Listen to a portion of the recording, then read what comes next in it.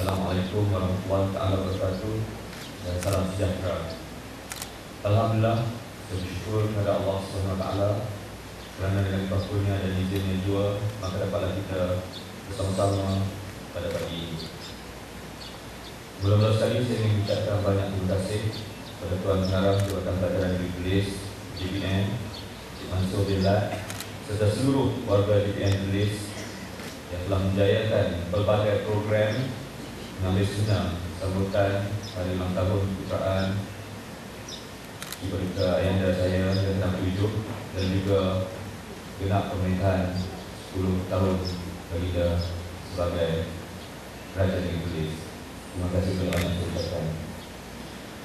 Hadirin sekalian, saya juga ingin merakamkan ucapan syabas dan tahniah kepada semua yang terlibat secara langsung maupun tidak langsung menjayakan majlis penyampaian anugerah cemerlangan serta pertandingan football yang diadakan semalam pada hari ini.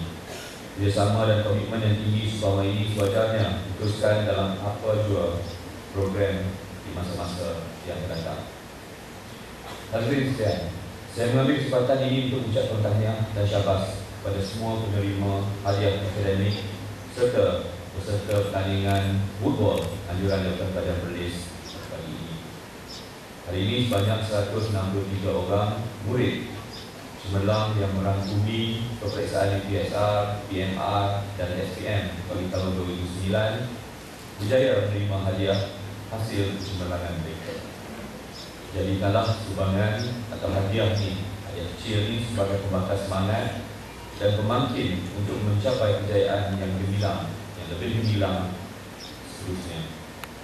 Saya berharap para penerima hadiah pada hari ini tidak terus berpuas hati dengan pencapaian yang ada. Anda semua harus berusaha dengan bergigih lagi untuk menempa kejayaan yang luar biasa. Saya sememangnya mempunyai iltizam tinggi untuk melihat di mana dimaklumkan oleh Cik Mansur tadi, nama-nama pelajar di negeri ini senarai dalam kelompok 10 terbaik di Malaysia dalam bidang kurikulum dan juga 3 teratas di dalam bidang kurikulum.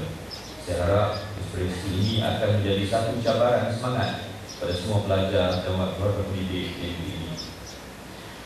Hadirin sekalian, orang yang turut memainkan peranan penting dalam usaha mengangkat dan melonjakkan kejayaan para pelajar ini ialah ibu bapa. Saya kata begitu kerana hari ini saya lihat selalunya saya ada majlis-majlis banyak pelajar-pelajar saja, tapi hari ini ada sama banyak pelajar dan ibu bapa. Ini adalah kerana ibu bapa adalah pencetus semangat dan pendorong utama dalam membentuk sikap didik dan kesungguhan pelajar-pelajar sepanjang mereka berada di alam persekolahan. Mengapa juga saya kata begini ialah saya sendiri juga kadang-kadang tu lalai dan balik. Kita ni hari-hari sibuk, kadang-kadang sibuk, kadang-kadang sibuk, buat sibuk.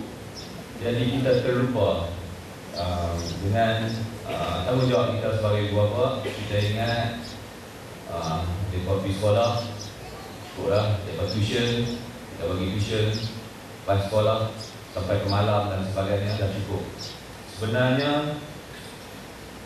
kita tak boleh buat macam itu, dan marilah kita sama-sama saling ingat mengingati di antara kita.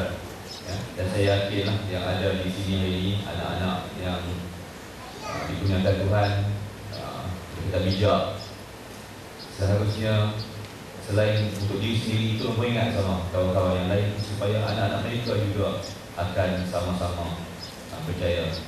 Dan bukan setakat itu saja, setengah tu kadang-kadang kita complacent.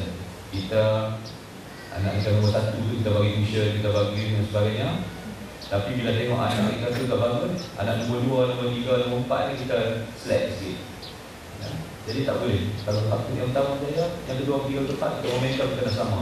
Acuan bukan dah betul ya. Di sini saya menyeru ibu bapa dan kita sama-sama lebih komited dan prihatin dalam hal mendidik anak-anak, utamanya semasa anak-anak berada di luar waktu sekolahan. Apa yang kita dengar daripada Yang Hormat Jeffrey tadi, kita sedih. Saya sangat sedih menatap juga berita-berita negatif di media-media perdana yang melibatkan anak-anak yang masih berada sekolah. masih kedapatan pelajar terlibat dalam gejala kebutuhan moral. Kita sebagai ibu bapa seharusnya sama-sama peka dalam hal ini supaya anak-anak kita tidak terlibat dalam kejadian-kejadian kebutuhan akhlak yang boleh menjejaskan proses pembelajaran mereka di sekolah. Percayalah, anak-anak yang mendapat sentuhan kasih sayang daripada ibu bapa, insya-Allah tidak akan sanggup terjebak dalam kancah gejala negatif. Biasanya mereka ini akan bermotivasi tinggi, di mana yang ada di sini, dan sentiasa akan memikirkan nama baik ibu bapa dan keluarga mereka sebelum melakukan sesuatu yang pelik-pelik. Sekiranya ibu bapa sentiasa cuba meluangkan masa bersama-sama anak-anak dalam proses pembelajaran, sudah pasti mereka akan merasakan mereka tidak tersorangan dalam menempuh kejayaan. Kerana itu saya yakin mereka akan bersungguh-sungguh belajar untuk mencapai kemenangan.